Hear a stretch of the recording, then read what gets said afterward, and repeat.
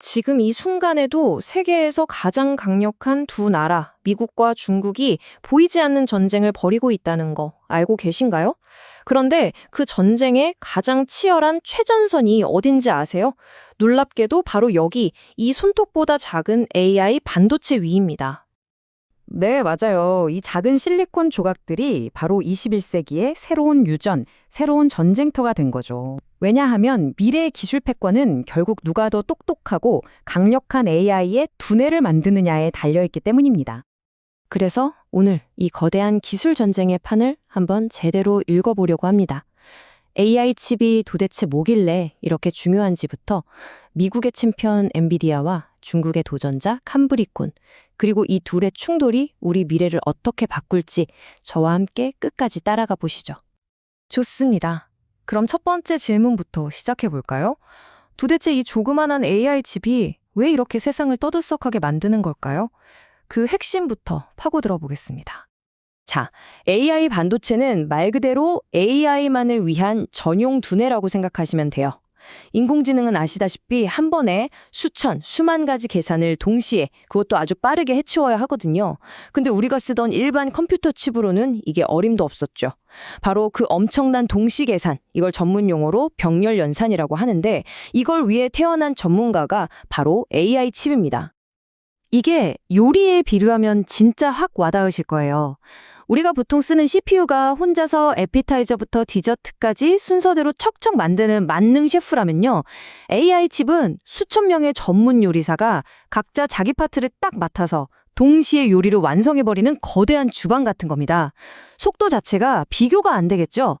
AI가 요구하는 엄청난 계산량, 바로 이 병렬 처리 능력 없이는 그냥 불가능한 거죠. 그리고 이거 무슨 먼 미래 얘기가 절대 아닙니다. 이미 우리가 매일 쓰는 클라우드 서비스의 심장이자 자율주행차의 눈이고요. 또 질병을 찾아내는 의사의 손이 되고 있죠. AI 혁명이 일어나는 모든 곳에 이 칩이 있습니다. 그러니 이 칩을 지배하는 자가 미래 산업의 주도권을 쥐게 된다는 건 너무나 당연한 얘기겠죠? 자, 이제 이 전쟁의 첫 번째 거인을 만나보겠습니다. 두말할 필요 없는 현 시장의 절대 강자, 바로 미국의 엔비디아입니다. 와, 말이 필요 없죠? 90%.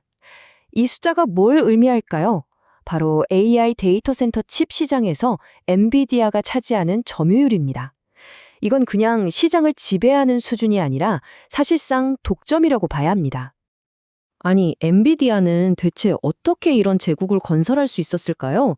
단순히 칩 성능이 도와서만은 절대 아닙니다. 그들의 3단계 전략이 정말 소름 돋을 정도인데요. 먼저 A10 같은 괴물칩으로 하드웨어 시장을 그냥 싹쓸이 해버립니다. 그리고 진짜 결정적인 한 수는 바로 쿠다라는 소프트웨어예요. 이걸로 개발자들이 AI를 하려면 무조건 엔비디아 칩이랑 쿠다를 써야만 하게 아예 길을 들여버린 거죠. 마지막으로 이 강력한 생태계를 자동차, 의료 같은 미래 핵심 산업에 그대로 이식하면서 영토를 무한 확장하고 있는 겁니다. 엔비디아 CEO 젠슨 황의 이 말에 그들의 야망이 그대로 담겨 있습니다. 물리 AI 시대. 이게 무슨 뜻일까요? AI가 이제 데이터 센터를 넘어서 로봇이나 자율주행차의 형태로 우리 실제 세상으로 걸어 나오게 만들겠다. 이런 선언입니다. 즉, 가상세계뿐만 아니라 우리가 사는 현실 세계까지 지배하겠다는 거죠. 하지만 이런 엔비디아의 독주에 맞서는 아주 강력한 도전자가 있습니다.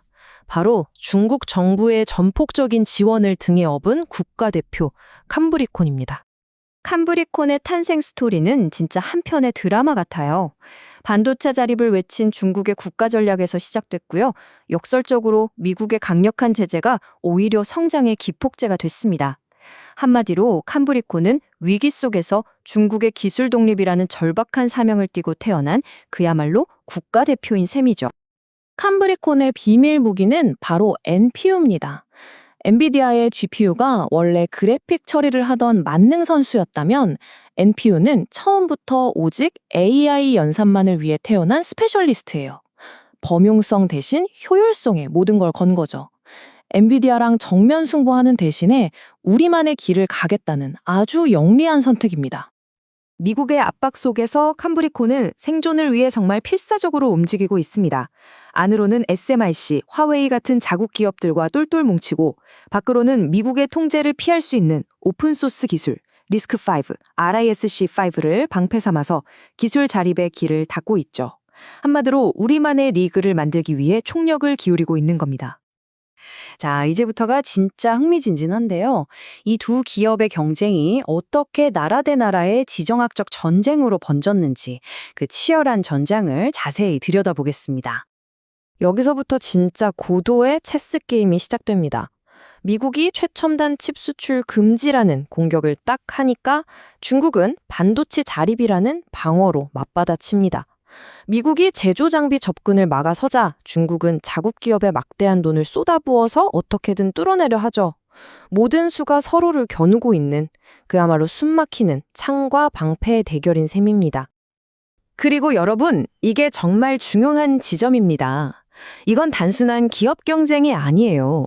많은 전문가들이 이걸 기술 탈동조화, 바로 디커플링의 시작이라고 말합니다. 이게 무슨 말이냐면요. 우리가 지금까지 당연하게 여겼던 전 세계가 하나의 기술 표준을 쓰던 시대가 끝나고 있다는 겁니다.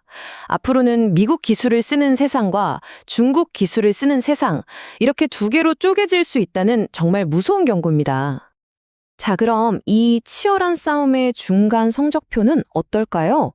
그리고 과연 AI 패권의 미래는 누구의 손에 쥐어지게 될지 한번 전망해 보겠습니다.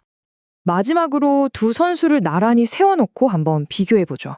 엔비디아는 압도적인 성능과 쿠다 생태계라는 누구도 넘볼 수 없는 무기를 가졌습니다. 반면 캄브리코는 정부의 전폭적인 지원과 거대한 내수 시장이라는 든든한 맷집이 있죠. 하지만 둘 다 약점은 명확합니다. 엔비디아는 미국의 수출 통제라는 아킬레스건이 있고요. 캄브리코는 최첨단 기술에 대한 접근이 막혀있다는 치명적인 한계를 안고 있습니다. 이들이 이렇게 필사적으로 싸우는 이유는 바로 이 엄청난 상금 때문입니다. AI 칩 시장은 이미 65조 원을 훌쩍 넘어섰고요. 매년 20에서 30%씩 그야말로 미친 속도로 성장하고 있죠. 이 거대한 시장을 차지하는 자가 바로 미래 기술의 왕좌에 오르게 될 겁니다. 결국 핵심 질문은 바로 이것입니다. 미래의 인공지능은 엔비디아가 이끄는 하나의 글로벌 표준으로 계속 움직이게 될까요? 아니면 미국과 중국 두 개의 기술 세상으로 완전히 나뉘게 될까요? 이 질문에 대한 답이 바로 다음 시대의 기술 지도를 결정하게 될 겁니다.